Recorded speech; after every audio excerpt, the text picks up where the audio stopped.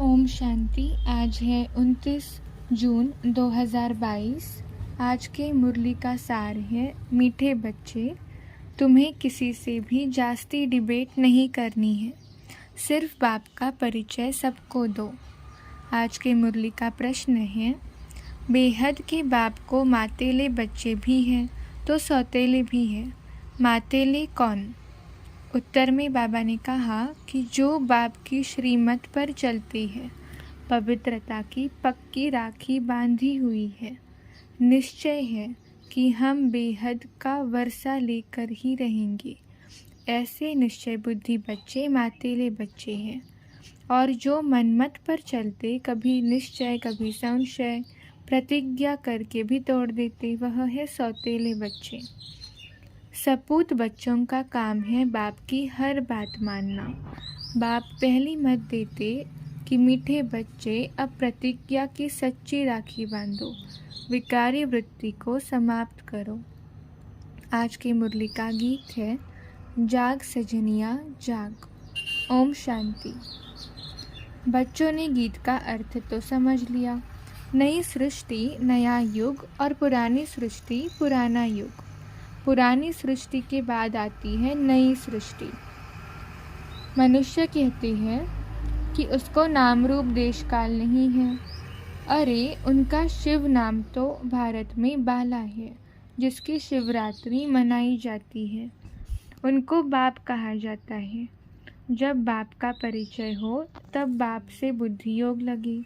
किसी से जास्ती डिबेट करना भी फालतू है। पहले पहले बेहद के बाप का परिचय देना है। वह मनुष्य सृष्टि कैसे, कब और कौन सी रचती है। परमधाम कभी स्वर्ग को नहीं समझना। सतयुग तो यहाँ का धाम है।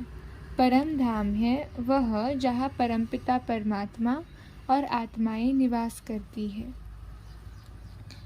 अब जबकि सभी आत्माओं का बाप स्वर्ग का रचयिता है, तो फिर बच्चों को स्वर्ग की राजाई क्यों नहीं है?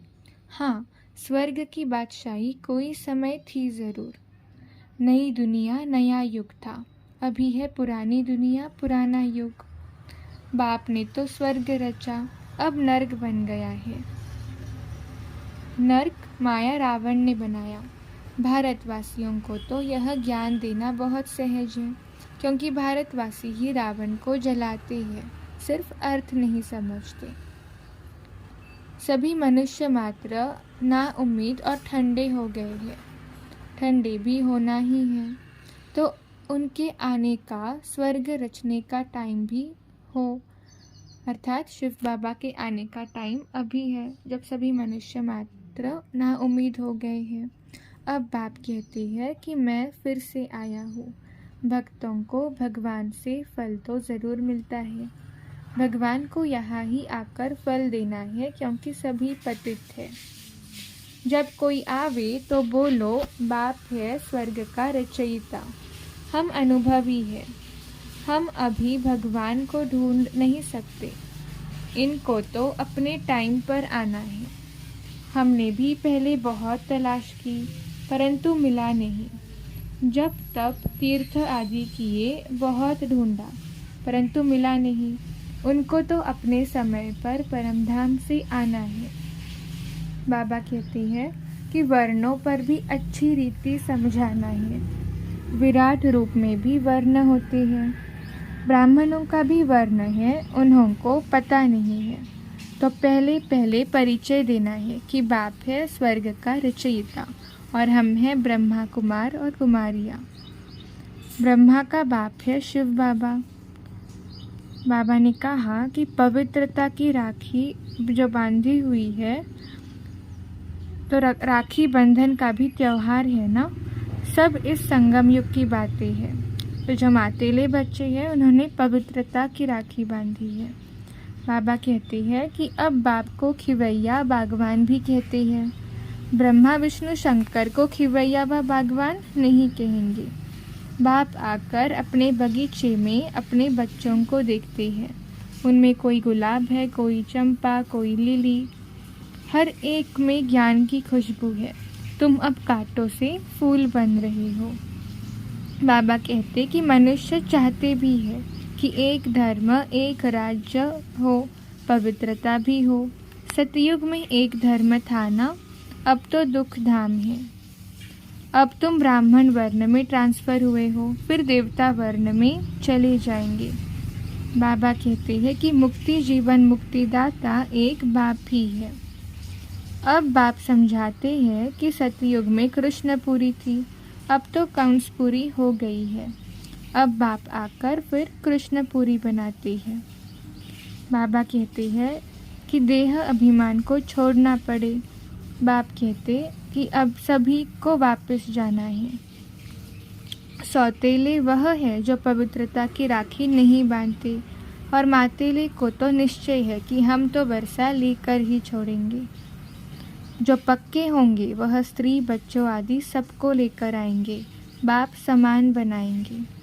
हंस बगुले तो इकट्ठे रह न सके, बड़ी जिम्मेवारी है बाप के ऊपर। सबको पवित्र बनाना यह बाप का काम है। इसलिए बाप कहते दोनों पहिया एक साथ चलो। बाबा ने कहा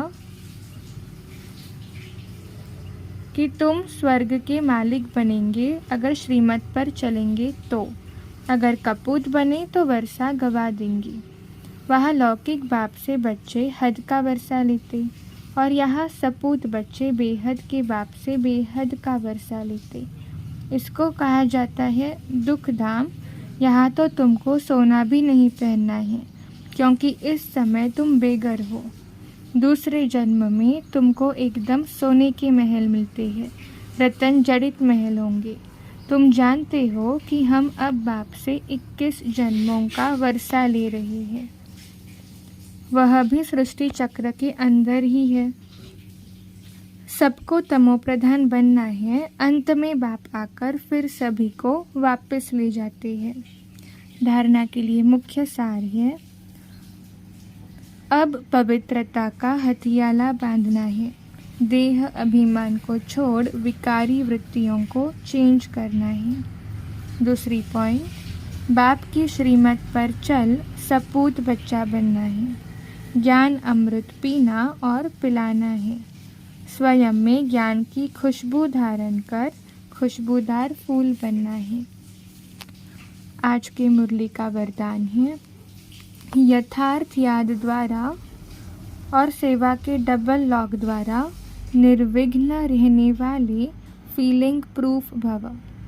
यथार्थ याद और सेवा के डबल लॉक द्वारा निर्विघ्न रहने वाले फीलिंग प्रूफ भव। माया के आने के जो भी दरवाजे हैं, उन्हें याद और सेवा का डबल लॉक लगाओ। यदि याद में रहते और सेवा करते भी माया आती है, तो ज़रूर याद अथवा सेवा में कोई कमी है। यथार्थ सेवा वह है जिसमें कोई भी स्वार्थ न हो। अगर निस्वार्थ सेवा नहीं तो लॉक ढीला है। और याद भी शक्तिशाली चाहिए। ऐसा डबल लॉक हो तो निर्विघ्न बन जाएंगे। फिर क्यों क्या की व्यर्थ फीलिंग से परे फीलिंग प्रूफ आत्मा रहेंगे। आज के मुरली का स्लोगन है, स्नेह और शक्ति का बैलेंस ही सफलता की अनुभूति कराता है। मातेश्वरी जी के अनमोल महावाक्य। वास्तव में ज्ञान प्राप्त करना तो एक ही सेकंड का काम है, परंतु अगर मनुष्य 1 सेकंड में समझ जाए तो उनके लिए 1 ही सेकंड लगता है। सिर्फ अपने स्वधर्म को जान जावे कि मैं असल में शांत स्वरूप आत्मा हूँ और परमात्मा की संतान हूँ। अब यह समझना तो 1 सेकंड की बात है। बस सिर्फ ओरिजिनल अपने रूप को पकड़ो। जैसी अपनी प्रैक्टिकल जीवन को बनाना है तो अपने इस बॉडी कॉन्शियसनेस को पूरा निकालना है। असल में सोल कॉन्शियस रूप में स्थित होने व इन देवी गुणों को धारण करने में मेहनत अवश्य लगती है। जितना हम माया से सावधान रहेंगे तो भल कितनी भी घटनाएं सामने आएंगी, मगर हमारा सामना नहीं कर सकेंगी। माया सामना तब करती जब हम अपने आप को विस्मृत करते। बाकी ज्ञान तो सेकंड की बात है। अच्छा, ओम शांति।